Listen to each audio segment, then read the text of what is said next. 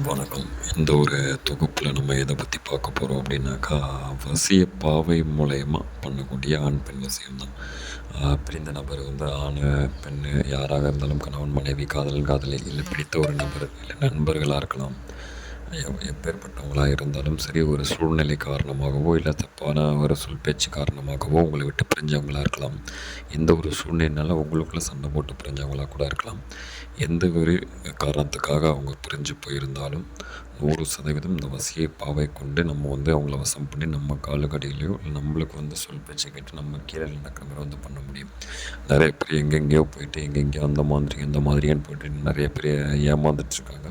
இது வந்து ஒரு பழங்கால ஒரு அனுபவ முறை தான் இது. சரிங்களா? இதை அனுபவித்து பெற்ற நன்மை வச்சு தான் இது வந்து பண்ணுறது. 100% 3 நாட்களுக்குள்ளே நீங்கள் விரும்பிய ஒரு நபர் இல்லை உங்களுக்கு பிரிஞ்ச ஒரு நபர் உங்களை தேடிட்டு வந்து அவங்களாவே உங்கள்கிட்ட வந்து மன்னிப்பு கேட்டு சேருவாங்க. ஸ்க்ரீனில் தெரியிற நம்பருக்கு கான்டாக்ட் பண்ணுங்கள்.